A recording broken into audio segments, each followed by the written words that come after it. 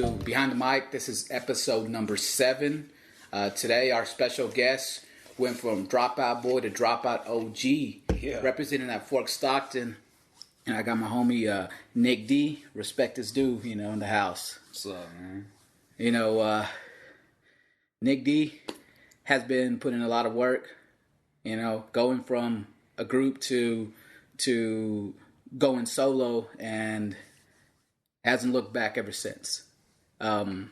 What's that experience been like? It's a change itself, and do you miss being in a group?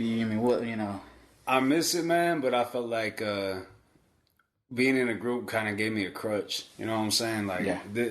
Being solo really made me prove myself to myself. Even as far as writing a song on my own, it was hard. Going from writing one verse and maybe an 8, you know what I'm saying? Yeah. And now I'm writing 2 16s, 3 16s by myself. And even after I went solo and got used to being on my own, I would still have features out the ass.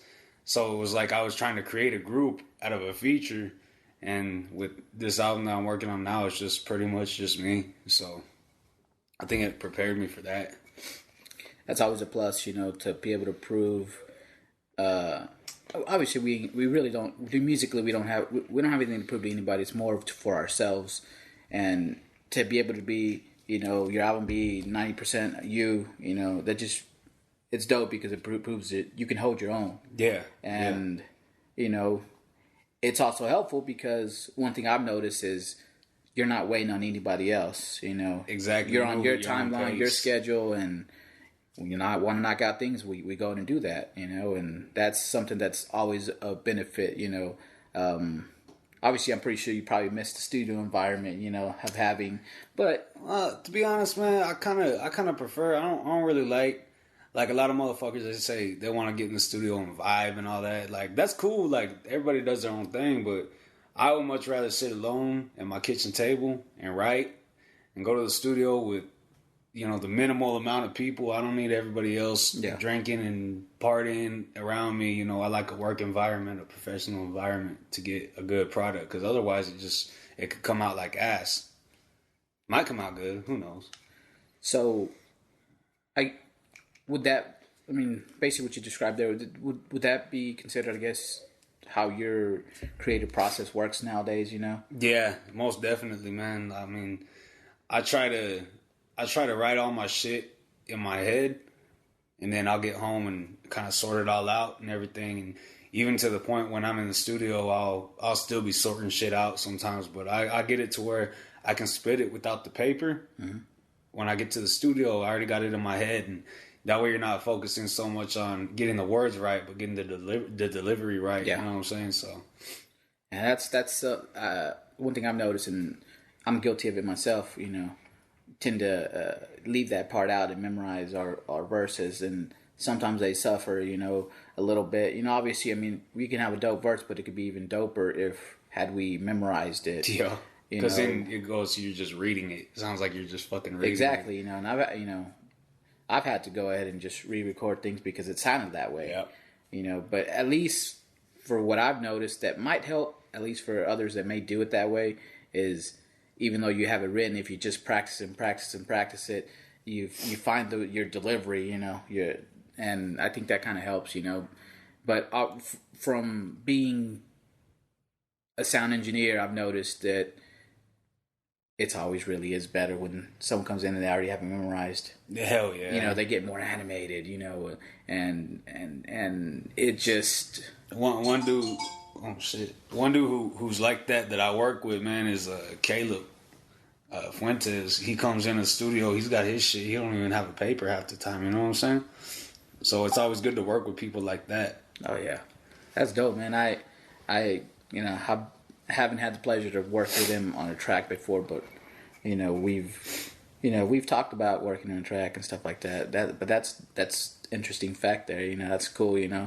That would make a studio session a lot smoother, and I would have confidence in the track, because I don't know about you, like how do you go about features when you do get them? like getting a feature. A lot of people will be like, "Hey, we need to do a track," and I'll be like, "Yeah, we need to do a track." But the thing is, like, I won't get you on a track until I hear that track with you. You know what I'm saying? Because I've had features where people want to get me on a song, and I feel like I half-assed it because I feel like I don't belong on this song. You know what I'm saying? Yeah. So if I hear like, "Oh, so and so," I can hear them on this track, then I'll hit them up. But otherwise, that's why this album, I think I have Booster, Country, and Minimac. Because I heard them on the songs, you know? And it's not that I don't think that other people aren't good or good enough. Mm-hmm. It's just I don't feel like I have a track that's meant for them yet, you know? And that's dope. I think that, you know, a lot of people probably just do get offended, you know? But, you know, at the end of the day, it's your album. You do what you want with it. And you know, I mean, even if it came down to when you're having that final list, then you'd be like, you know, hey, after I listen to this, you know, maybe this dude wasn't right for this track or whatever, you know, then what you normally would do is take him off and replace him with you or whatever the case may be. Yeah. You know, and I talk from people get offended by that, especially. I mean, I would too. Shit, I don't blame them if I went and jumped on somebody's track and they just completely erased me off of it. You know, it's like you feel like it wasn't good enough, but the fact is, maybe you just didn't belong on the track in the first place. Yeah, you know, and a lot of times maybe it was a different vision that they had for the track or for the album that, you know, something didn't fit right. You know, I've taken people off tracks, and it's more of, because, you know, when I've worked, it's more been like when me, you, and Bean worked on something. You know, it was just one of those. Let's just work on something. You know, we were in the studio, wrote, you know, and recorded all on the same day, kind of deal. You know, and it was one of those things that just kind of just happened organically. You know, and you know, and then after hearing the track, you know, it's like you got to make the decision: do I put it on the album? Do I not? You know, and sometimes it's yes, sometimes it's no. You know. That track currently, I don't have it on a project because I never even really had an idea of what to put it on. Because that's what happens when you just make them for fun tracks, man. They don't really have a place. They don't belong nowhere. Like that track I did with Minimac, man, it's a dope ass track, and I really want to release it, but I can't find a spot for it on my album, so I just might drop it, you know, just on YouTube or as a single or something. Because it's a dope ass track, but it really don't got no place on my album. You know, at the end of the day, it could still be promo, especially if it's a good track. You know, it's still promo. You know, sometimes I think of promo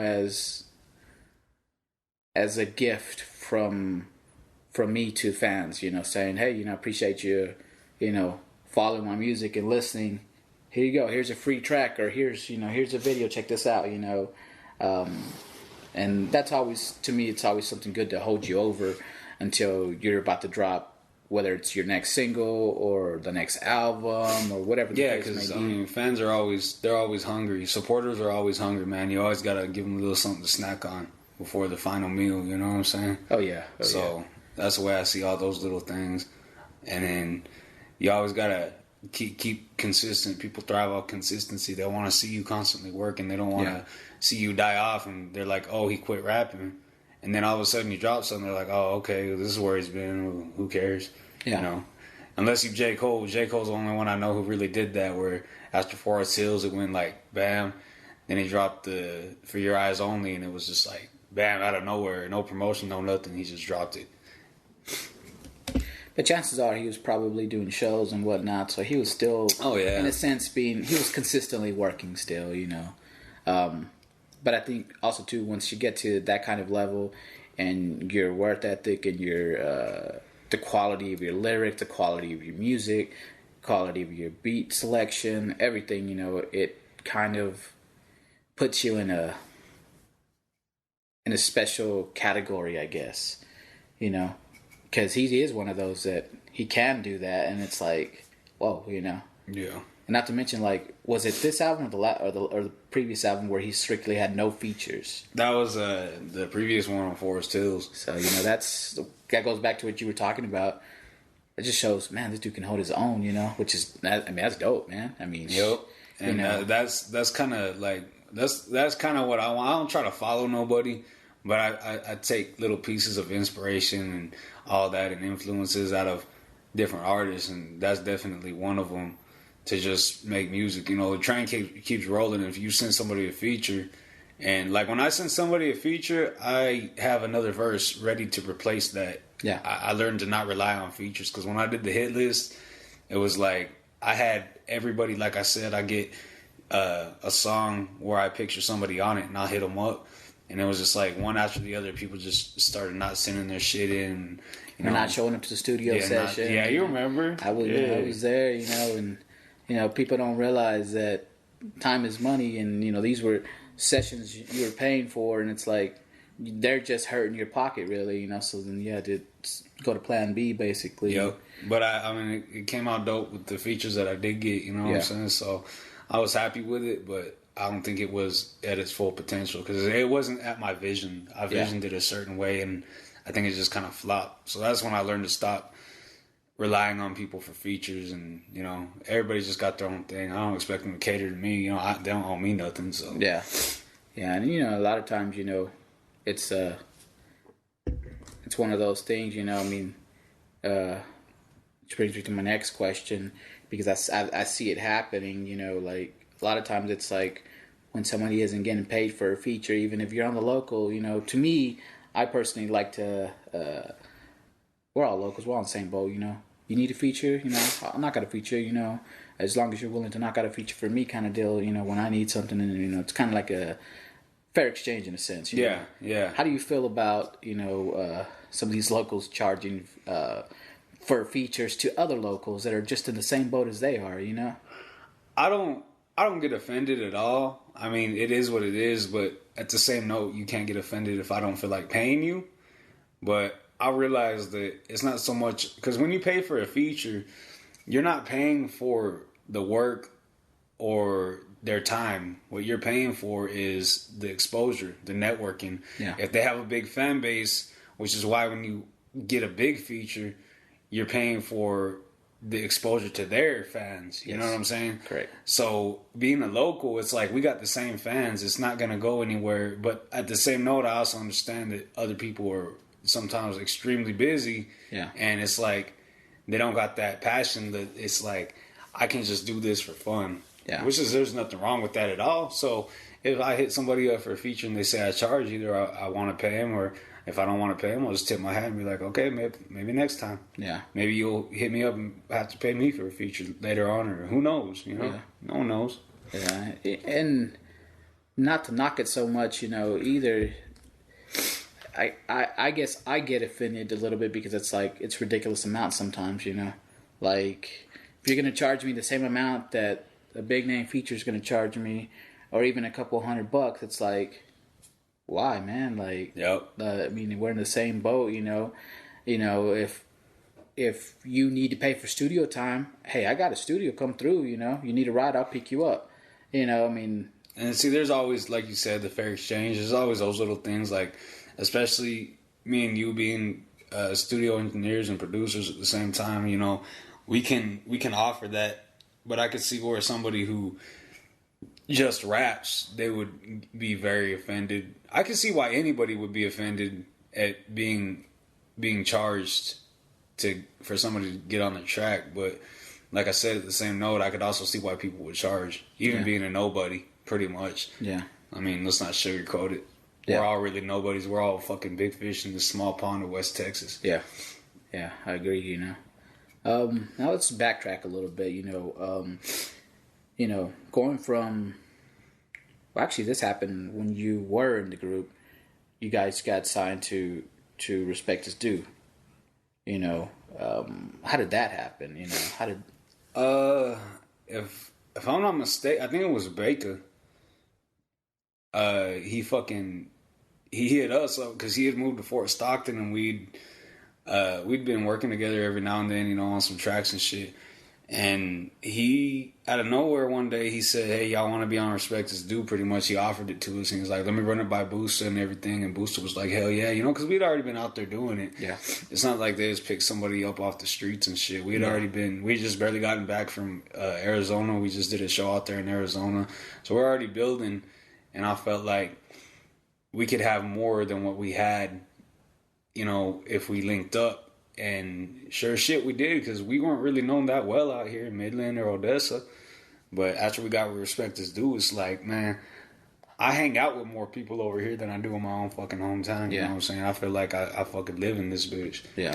So that's how that happened. Then it just, from there, just, like, these are more than fucking just homies, you know, or just music. These are my homies, you know, they're my brothers and shit, so. And, you know, when that happened, I know shortly after y'all dropped, correct me if I'm wrong, it was it Pound of White, or was it the Yes Sir, right? Yeah, it was Yes Sir. Yes, was Sir. Our first, and see, that's what really fucking set it off, because we were like, we did the right thing, because once we got signed, Booster was like, you know, we never had nobody help us out with shit at all, but Booster, he's a real good label manager, and he takes care of his artists. So as soon as we got signed, he was like, okay, y'all come down here for this show. We got this show, and then we're gonna film your first music video. And me and Bean had the whole album done already, and we were like, man, like, we like to think our shit out. What song do we do? We don't even know. He's well, let's just do Yes Sir. And I was like, I don't like to just do bullshit fucking videos like that. But we were like, fuck it. Booster was like, here, and it's a couple $100 to go to the store, get some bottles. Went and got some bottles, went and shot at the show, and then went back to the smoke shack afterwards and filmed the rest of the video. Real simple, but that motherfucker's still popping. Everybody want to hear that fucking song. I can't escape it. One thing that I feel like happened with that video, and also just with you guys together, you know, y'all always put on a hell of a show. You know, y'all were one of the first ones I would see jumping around on stage, you know, just getting real animated and real live. And once that got translated to the video, it's the same thing. You're performing for the camera and your audience that's gonna watch that video, and y'all just basically brought y'all's energy. And I think that's what made that video. I never thought about it that because way. You know, that's really what it comes down to. And you could have the dopest track, but if you don't have a story, or you're not animated when you're doing the video, then it's just the boring video, and someone might not watch the whole thing or whatever, or even give it a chance. In fact, it might even hurt the fact people that like that song, they're like, man, I don't like it no more. Oh yeah, that happens a lot. That's happened to me with other artists before. It's just like, man, like I pictured a bomb ass video to that song, and it kind of fucks the song up for you. It is what it is. And then, you know, just being a loco and, you know, following you guys and everything, there's been, you know, you've got to experience your fair share of, you know, having huge label mates, you know, huge number of label mates on the label, you know, and now it's like, you know, there's very few left, I guess. Yeah. Of course, you know, the ones that are left are the ones that are putting in work, you know, and leads me to my next question, you know, as it stands now, you know, and I'm sure I'm not the only one who wants to know who officially is Respect Is Due now, as far as the roster goes. The roster is Booster, Pacino, me, Murda, Ono, Unico. I don't know if Pico's still from Denver. And these are from Denver, right? Yeah, they're from Denver. And then MC Santa from Mexico, Boney Scrum from Houston, and Booster just signed a young cat, and I can't for the life of me remember his name. I've only met him like one time, but he's coming too. So, and I'm not sure about Ramo, if he still Respect Is Due. I'm not sure if he's Burna Boy or Respect Is Due. What the hell? But it is what it is.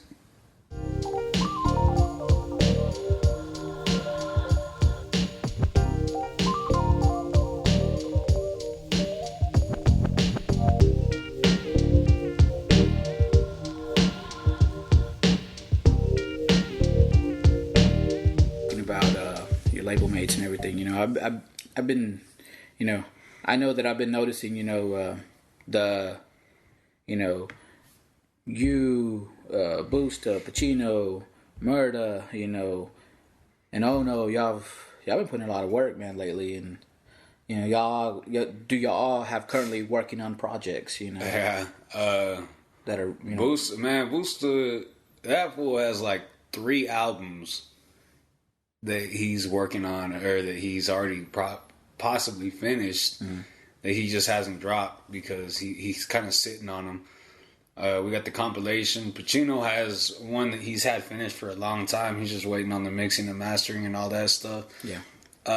Murder's working on one, and then Murder and Ono are working on probably the fucking rawest hip hop album I've ever heard out of West Texas. They both came with it on that shit. So, you know, everything is perfect. Every perfection takes time. You know what I'm saying? It can't be rushed. You know, one thing I've noticed about you guys is y'all are doing, you know, y'all like to, y'all do things right, you know, in the sense that, you know, y'all want everything to sound good, beats, everything from beginning to end. And if it means sending off music to someone else, another sound engineer, to mix and master it, you know, to get it up to the quality that you wanted and expect it to be, you guys do that. And, you know, instead of just mixing the track there on the spot and just calling it a day, you know, you guys are actually going that extra mile, and that's something that I respect about you guys, because, you know, not everybody does that. Quality is important when you care about your craft and you take it serious. We all, if we wanted to, we could all just, you know, knock out tracks, you know, day after day, and have all these multiple projects, but it don't mean shit if it sounds like shit. If it's ass, yeah. You know, and that's unfortunately the route that many of our fellow, you know, peers around here, do. I think it comes from we come from a different time, you know, where an artist will work on an album all year and you can hear it in the album, you know what I'm saying? Yeah. So they drop one album a year, but we're in the fucking mixtape era, man, where the music's so easily accessible. Everybody just wants it now, you know. By the time you drop something, you got to have the next project ready to fucking drop, because a week later they'll be like, when's your next project dropping, you know? Yeah. So we live in that era now, and it's really watered down the music, and people are just making shit to fucking release it, you know. And I think I fell into that shit a little bit, I'm not gonna lie. But then after a while, like The Function, me and Bonnie Scrone have been working on that for damn near a year already, and it's probably only halfway done. But you can hear it the time that we took. And I've got the preview a little, you know, a little bit of it, and it's not even fully mastered yet or whatever. And you know, I mean, if I could describe it, you know, G-Funk, you know. Yep. And it's gonna be dope. Is that gonna be an album or EP or what? At first we were shooting for an EP, and then as time went on, I was like, man, this is too dope to just sell it short like that. Yeah. I was like, but the same token, I don't want to try to make it longer and put a bunch of bullshit in there. So we're just we're letting the album work with us. You know, we're not working with the album. So we're just like, we made a good handful of songs, and we picked maybe like 5 out of them and scrapped the rest. Then we went on and made more. You know, we got more lined up, and that's what we're going to record next. Then we're going to go through and make cuts again. Yeah. Cuts. You know, trim a little bit off the top. Now, when you're working on albums and your music and everything, where does your inspiration derive from? Depends on what I'm working on. I mean, of course, it derives from, like, content-wise, it derives from what I'm going through or what I've been through or what I've seen. I'll just take a random thing, like if someone says, man, this coffee's cold, you know, I'll, you know, rap about the coffee being cold and not doing its job and not waking me up and me having a long-ass fucking day or whatever, you know. Like, I'll take little things like that and be like, hey, that could be a song. But as far as, like, musical inspiration, man, I try to stay away from rap if I'm working on an album. Yeah. Because you tend to, like, with my older albums, like, I was listening to a lot of Ritz when I recorded the hit list, and you can hear it. And then I was listening to a lot of Psychopathic when I did Dropout OG, and you can hear it. It's like you're unintentionally, subconsciously biting somebody's fucking style, you know, without even... And it could be wrote up as influence, but I chalk it up as fucking biting. So I listen to a lot of shit that I know I would never make, and it just kind of sets the mood and everything. And then I kind of pick up my style out of nowhere, out the blue, derived from that. Like I listen to a lot with this album. I listen to a lot of Fleetwood Mac and The Weeknd and Linkin Park and a whole bunch of shit that I would never fucking do in my whole life, that I could never do even if I wanted to. Any country? That's on my day to day. I listen to country all the time, man. I'm a drinker, so yeah, goes hand in hand.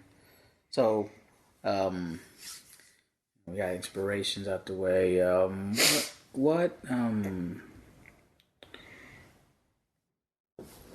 What do you think?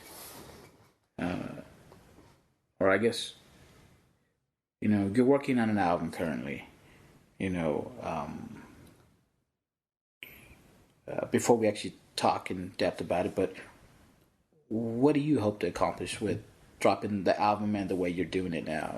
Like, what's the ultimate goal, I guess? My ultimate goal is to give myself my best foot forward, and knowing that I'm not selling myself short as far as the actual product and promotion, because I felt like I've sold myself short just so many times that I haven't reached the point where I could quit and not hate myself. Yeah. If I decide to quit in a couple years, I want to be able to quit and be like, I gave my best. I gave my all, and it didn't work. Fuck it. But I don't see that happening. I see a lot of great things with this one. Well, me personally, just from the fans' perspective, I feel like not only are you in your prime now, you're finding yourself, musically. Yeah, definitely. That happens to everybody on different time schedules and everything. Whether it's you find yourself on your first album, or it takes several albums or mixtapes in the future. 7, 8 down the line, and you finally find your sound. It's people don't realize it's not an overnight thing. You can't just wake up one morning, I want to be a rapper, I want to be the biggest rapper there is. Like, you have to work towards it, and no one is an overnight success. Some of the artists that people jam and look up to are not overnight sensations. Some have even taken a decade to even get signed. Rich is a perfect example. Oh yeah, man. I always refer to him with that. That fool got signed when he was like 30 something. Yeah. So I mean, it's and then the likes of other rappers that have been in the game and finally find their niche or their sound or the image or whatever the case may be. Sometimes some of these rappers that they're great rappers, but they haven't found theirselves yet until years later. Yep. I've heard some of these legends that put out music nowadays, that sometimes the music they put out now is better than the albums. Not to say that their albums initially weren't good, they were good, but they've stepped it up, and it's like it's dope to see that even veterans in the game are still putting out music and stepping it up. Yeah. Whether it's they found their niche, their sound, or they're just pushing themselves even more, I think a big part of what it is people change, and you don't realize you're changing, and you're still trying to be the same person you were when you made this album. Yeah. But you're changing, so you're forcing that person on yourself, and sometimes you need to just step back and look at who you are. Yeah. And let yourself fucking move forward with it, Yeah. And album, mixtape, whatever. There should be growth regardless, And if there's growth, then you're doing something right, Yeah, if I hear your album and it sounds just like your last one, yeah, then chances are you ain't growing as an artist. You gotta not be afraid to step outside that box, even if it's a fucking flop. Like when we did Southern Therapy, we just wanted something different, and we did it, and people didn't dig it, but. I mean, everybody has that ugly bitch they fucked when they were drunk, So that was just our ugly bitch.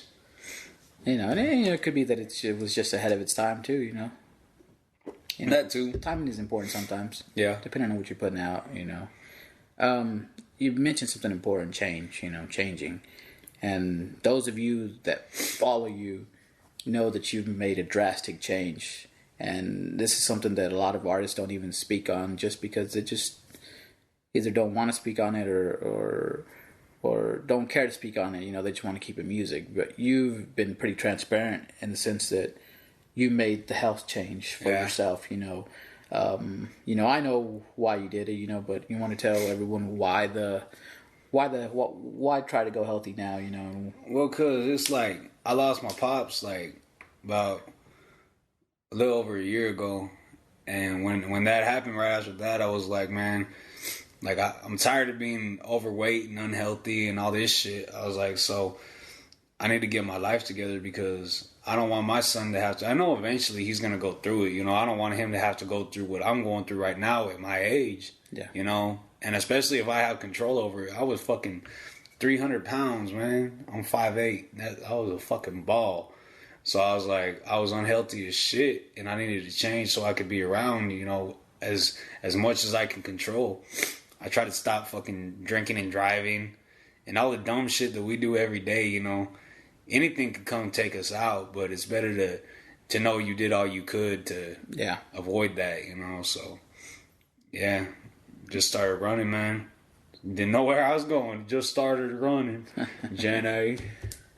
Life's too short, man. I mean, I'm sure you love it now though, because I'm sure you got all this energy and shit. And oh hell yeah, and man. it's helping you. You're able to put more into the music now because you got that energy to go. Which is that's pretty damn good. I bet you it's pretty nice when you're not huffing and puffing, over the mic while you're trying to record and losing your breath. On stage, especially, man. On stage. Back when we and Bean used to rock shows and everything, we used to jump around and be all fucking winded and shit. And now, like, especially when I'm rapping fast on stage, I don't sit there and have to catch my breath and run it out of breath and turn it off fucking red because I got my shit right now. So that's just the best route for me to go, man. Keep your cardio up and all that shit so you can run circles around motherfuckers. Any tips you want to give you listeners? If you losing weight, first off, you're trying to lose weight, go to the grocery store. Say you just started, because most people get discouraged. They jump. First off, stay away from the fucking scale for like the first 3 months. Do a start weigh in and that's it. But if you do happen to go to the scale and you lost, say, 5 pounds, and you're like, man, only fucking 5 pounds, go to the fucking grocery store and pick up a 5-pound Chubba hamburger. That's how much fucking fat you lost. That's a lot. Just numbers. Don't look at it as numbers, but that's a lot of fucking weight that your back ain't carrying, that you're not fucking yourself up over no more. Keep going. Pretty soon it's going to be 10. Later on it's going to be 100. You don't know, So that's one thing that you got to get your mental right first and know that it's okay to fall off. Just because you fall off one day doesn't mean, okay, that's it, you're going to give up. Yeah. Don't get too complacent with that mind state, because then that's when you won't go nowhere. You're like, fuck it, I'll do it tomorrow. I'll get fucking real lazy and shit. But everybody falls off, man. The important thing is pick yourself up. Yep. That's with anything in life, really. Anything, we're all gonna go through something. It's what defines you is what you do after your tragedies and your failures. Mm-hmm. What do you? That's what's gonna define you. I feel. It's not about what you go through; it's about what you got through. Yes, sir. Now let's talk about. You got a single out. Yeah. I hope. For the ones of you that have not heard that, you need to hear that right after this episode. Because if you don't, you're really, really missing out on some dope shit, Me personally, when I heard the track, I was like, whoa, this shit is something fucking dope as shit, I heard the growth. I heard hit single, radio single instantly, this definitely could have a visual. And then you tell me, hey, I shot a video to it, I was like, oh shit, so just look out for that video, and the song itself though, man, like, I'll let you speak about it. Like, how did that come about, Well, it's got a backstory too, and basically I was with this chick, and we talked about, making a song for her and everything with that beat. And then, some bullshit happened, of course. And I was like, I'm still going to do that song. So I'm there driving. I remember where I was going.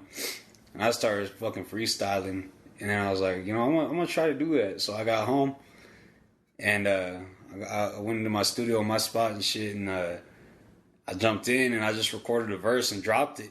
And everybody that heard it was like, bro, you got to do that a full song. I was like, oh, I was just doing it for fun, you know. And it stemmed from that. I laid the second verse and had my boy Dustin go and lay the hook on it, you know what I'm saying? Then, bam, that motherfucker dropped it on Valentine's Day, and everybody just started digging it. I guess because, you know, that's so universal. It doesn't matter who you are. That pain, and then just not really hating somebody, but just hoping their day is shit and every day to follow is worse than the last. I think that's fucking universal, and it doesn't matter what type of music you listen to or anything, you know.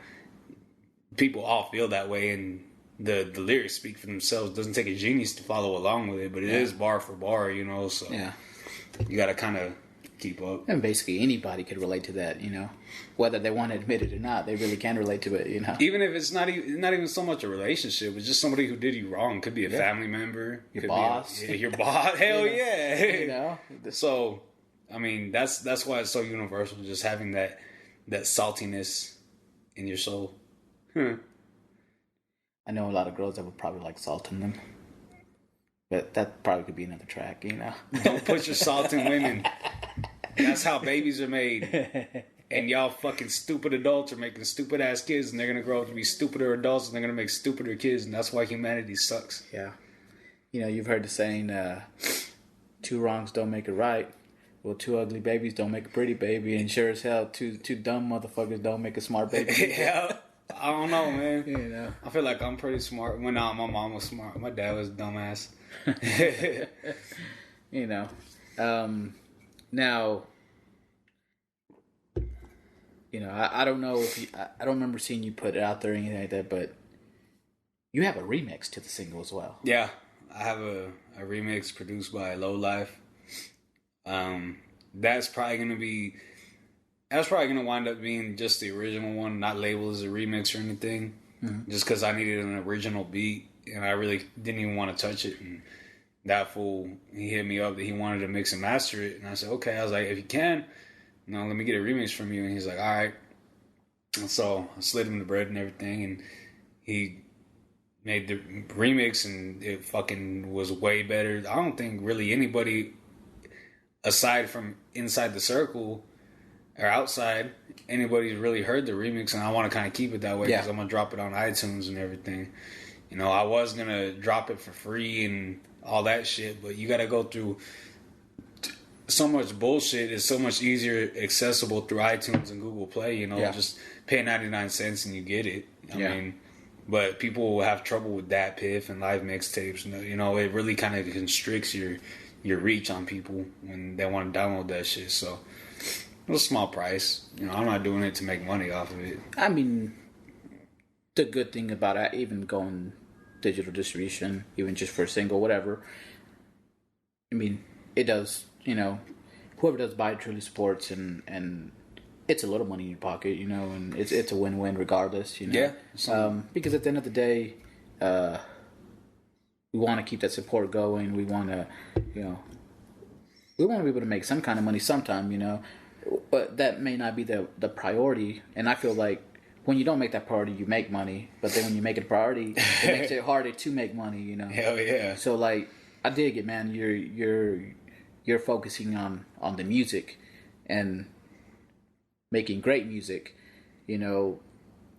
And that's really the priority. And from what I see, you know, that's priority. You know, the money and all that will come later. You know? Whether it's from the album or whether it's from future albums or whatever the case may be.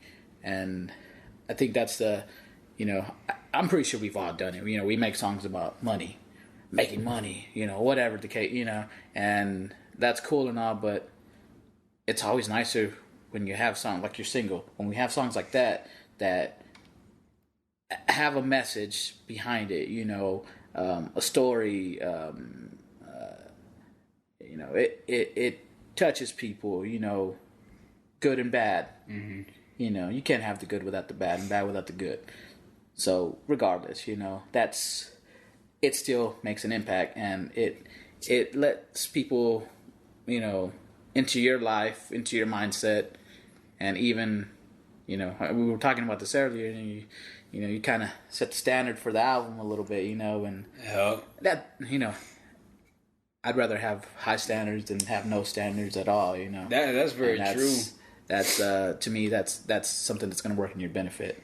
But to know what people expect, it's like I don't want people to expect my whole album to be just funny songs about, you know, because this album's actually pretty dark. I'm not gonna say like evil, like talking about scary stuff, but I just mean the tone of it. It's just it's real dark. It's a lot of pain. You know what I'm saying? This is just one aspect of pain. I could either sit there and cry about what the fuck is going on, or make a good song out of it that people are gonna laugh at and try to make light of the situation. You know. Yeah.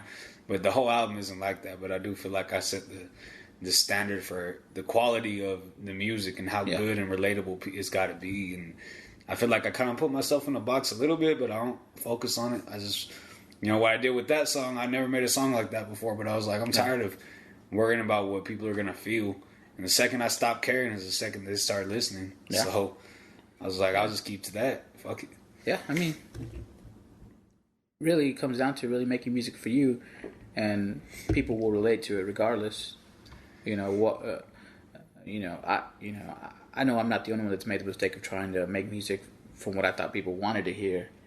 You know, and once you start making music that you want to make and focus on making good music, things change. Yep. You know, you start getting the spotlight on you a little bit. You know, your fan base starts to grow a little more, and it's one of those things that just happens, and that's just the way you know. When you start making music for other people, man, your music really has no substance. Exactly. You know, it starts sounding watered down and just like, oh, okay, that's cool, but that sounds like what he just said. You know. Yeah. Everybody's soul's different, so if you speak from the soul, your shit you ain't gonna say the same thing that last artist said. You could say the same shit in a different way and make a whole new statement out of it. You know what I'm saying? And speaking of soul and whatnot, you know.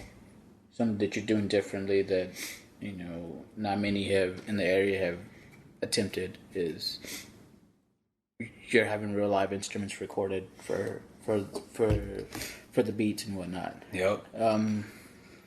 What made you want to go that route? Man, I've always, ever since even we dropped Born Broke, like on the song 432, I had my little brother lay some guitar on it, and I've always liked fucking with that, but it's always been like heavy hip hop, you know, like just a little riff and we'll work from there. But this is like full on fucking keys, bass, guitar, everything. So I was like, I want something different. I want to try a new route. This is what I want to do. So I did it. And it's fucking coming out amazing. I got my boys from, they're actually from Odessa. Everybody I'm working in San Antonio over there with them. And everybody over there is from Odessa. So it's like all West Texas in one room, you know, in a different spot. So we stepped out of that environment of West Texas and just started. These are like metalheads, like long hair and, you know, I don't know. They're cool as hell. All weed heads. They're like hippies and shit, but they're all cool as fuck, man. They got a real passion for music, and you can hear it a lot.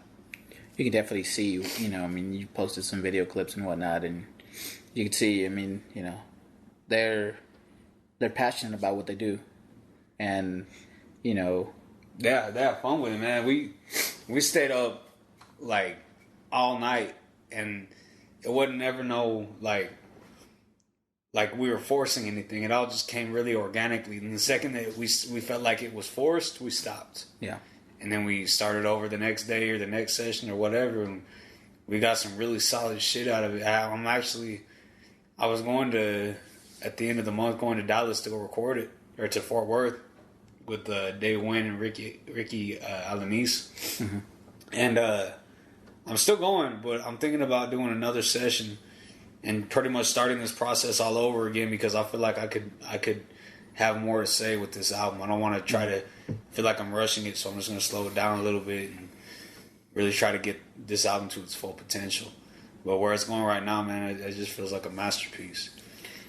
So, I think it's safe to say that there's going to be a delay with the dropping, I guess. Nah, not even. Because you didn't you initially plan to drop it here pretty soon? Yeah, well, I planned on. I never said when I was going to drop it, but I always said that I'm going here to record it, and while it's being mixed and mastered and all that, but in between that time that I was waiting, I can go and drop some more shit, and he can mix and master it and everything. Yeah.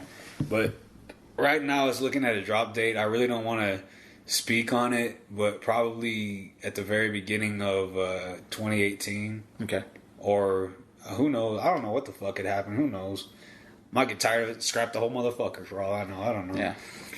I don't ever want to be held to something. So, but that's what it's looking like right now. But it's gonna be, you're gonna be able to really hear it in the music at the time it took. Yeah.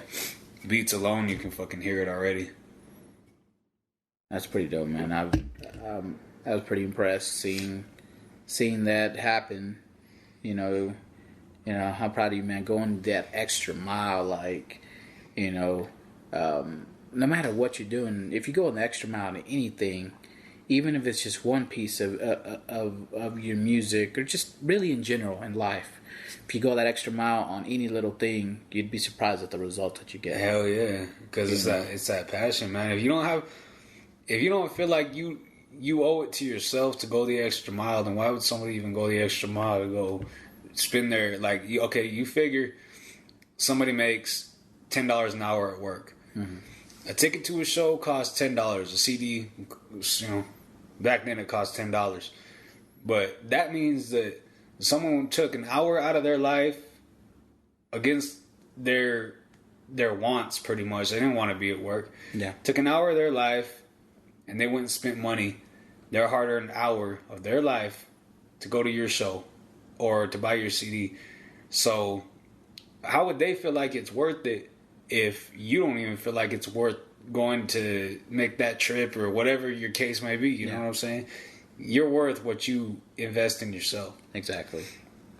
And that's one thing you've never had a problem with, investing in yourself. And, investments themselves come to me in two forms: time and money. Yep. I get it. Some of us may not make that much money, but if you want something bad enough, hell, save up for it.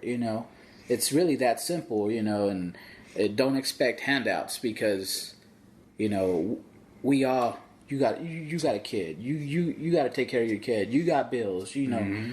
You're no different from somebody else that says, well, I got a family, I got kids to feed, and I got bills to pay. Well, shit, me too. Yep. So why try to play the one-sided card? We're all in the same boat. We all got responsibility. If you want something bad enough, save for it. Or invest in yourself. Get yourself a damn hustle. I mean, fuck. There's money to be made. Go post up outside of a rig and go sell burritos like them old ladies do. Exactly, like there's always something to be done to make more money. It's just motherfuckers don't want to make money. Yeah. They're too scared to make money. I don't know what the fuck is wrong with people now. A lot of times I think they want to live the lifestyle but not put in the work. They want to look rich, don't want to be rich. And even since I've known you, dude, speaking of that, since I've known you, you've never flaunted like, Joe, man, I'm big shit, I'm a baller, or nothing like that. You're content with white tees, white tees and just whatever. Plain and simple, your bare essentials. Shit. You're good, and that's something I respect a lot, because a lot of what it's like around here. Hell, just in general, the genre itself. They have this. They've tried to brainwash people into thinking that fake it till you make it. Yep. Or hell, just fake it all the time. Like, for why? real, even after you make it. Who knows? Well, I mean, man, like I would never call the next man that I'm realer than him or anything. I just know me, myself personally, if I feel like I'm fronting, because everybody was at that point with the middle of the mall grill and all that shit. Yeah. I was at that point at one point in my life. And then I look back now and I'm like, man, I just wanted to be somebody so bad. I thought the money made you somebody. But then I realized that money don't make you. Yeah, the money don't make you. Once you start letting the fucking jewelry and the fucking clothes wear you. I mean, I've fucking gone on stage. You can ask anybody that fucking see me live, and I've gone on stage before in house shoes and fucking sweats. I don't gotta wear no fucking Jordans or creased up jeans and all this fucking flashy jewelry. If you gotta have that shit to get on stage, your music don't speak for itself. Yep. I let my music speak for itself. Exactly. I mean, one thing that a lot of us can do, too, when it comes to just, say you do got a show, you got a photo shoot, something. You don't have money to buy a new shirt, new fit. Wash the motherfucker. You got white shoes or your shoes are dirty. Clean the motherfuckers. Yeah. It really that simple. I mean, I got money to buy new shoes, but why spend that money when I could invest it in the music or something else? So what I do sometimes, I just clean my shit. Clean my shoes and. Sometimes it's that simple, man. It really is that simple, and it's like.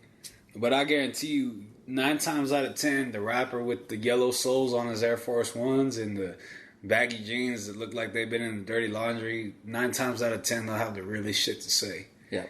Them motherfuckers ain't worried about, what's his name? Mindset. I remember seeing Mindset on stage. He was just simple. Just a regular ass shirt, some regular jeans, and some worn ass shoes. But that motherfucker's music goes hard as shit, you know? I feel like he's probably one of the ones that has a lot to say and has a lot of good music left in him. And there's even music that he's done that people haven't heard, and they need to hear. Mindset is one dope MC all around, and like everyone else around here that that cares about their music and really puts their time into it. He's one of those that, speaks on life, speaks on pain, speaks on struggles, does music for all, but it's still a reflection of him and how he is as a person. And that's dope, man. That's to me, that speaks volume. The work speaks for itself, Yep. But as an artist, it's up to you to like have the people that are listening to this and watching this, they ain't even gonna know who Mindset is, and it's a shame because there's a lot of artists out there that are dope as fuck, and it's just they just let the game beat them. They let the game destroy them and kick them down, and they just stay down. Which I don't blame anybody. Man, I was talking to Bean last night. I was over at his house. I was talking to him last night, and I was like, man, he was talking about him quitting rap, and I said, man, I was like, don't feel like you're inferior. I was like, half these motherfuckers around here quit anyway. Yeah. This ain't for the fucking weak skin. You gotta have some tough skin for this shit, Like, I don't see no fucking day off. I don't see no day off with this shit, But I like it better that way, because if I sit still, I feel like I'm wasting fucking time. I could be doing so much. Yeah. And that's easy to do, It's easy to sit around and do nothing. Once you get in the habit of doing that, it happens, It's a hard habit to quit. Yeah, hard, very hard, So much respect to anybody still out there pushing. Hell yeah. Some of the artists still out, consistently working still, are artists that have been out, they've been doing music for years, and for them to still be in it and not give up, that says a lot, and obviously those are going to be the artists that are gonna, they're gonna keep pushing, and their fan base is still gonna keep growing. They're still gonna keep putting out good music. Nothing's gonna stop them. Especially if like you, myself, a half-breed, country. We've all been through similar tragedies, and loss and mindset as well, and we didn't let that stop us, If anything, it made you push harder, man. Exactly, even my mindset, my visions, and I want to push harder, and I think that when people hear some of the stuff that I'm working on, hopefully that'll be translated into that, which I don't foresee it being a problem, Like I said, everybody's soul's different. You speak from the soul. Yep. If it's in your soul, it'll be in your music. And if it ain't in your music, it either ain't in your soul or you're not speaking from your soul. Yeah. Either way, I can't help you. Yeah. Now, before we wrap this up, do you... Okay, we've spoke on your album that you're working on, but you want to just recap what you got coming, what's already out, that people can cop? As far as like the shit that's already out, you can just go to DatPiff and search my name, and you'll find what I have out. I have a whole catalog with them Dropout Boys that I don't think it's online anywhere. I don't know. I don't really stand behind none of that music. I don't feel like any of that music deserves any push because it's not. I don't feel like it's me anymore. But hey, if you find it, you find it. But right now, what I do stand behind is this album that I'm working on now, which is not even titled or anything, so I couldn't even tell you a drop date, a title, nothing. Me and Boney Scrone, we got The Function coming. And that's going to be fucking dope. We're going to drop that, I think, in the summer, because it's like some straight up summertime music. Yeah. And, as far as projects go, that's it. And then I'm going to be hitting the road all these next 2 years, just promoing. I'm going to start a tour probably within the ending of next year. I'll start planning my tour for the album or dropping a new one. I don't know where I'll be at by then, but that's what it's looking like right now. It's good to have a vision, at least a tentative plan, Yep. So I think either way, y'all just follow him, follow him, see what he's up to, and, when's that next single going to drop and whatnot, I'll be sure to post his social media links. There you go. Here on the video, so y'all can go cop that and look at what's going on and whatnot, and I guess you have any last words you wanna? Gay boobs. Gay boobs. That's how I'd like to end it. Gay boobs. Didn't know it was a thing. Again, thank you. No problem, bro. For being my guest on Appreciate Behind the Mic. That was Behind the Mic, episode number 7. We out.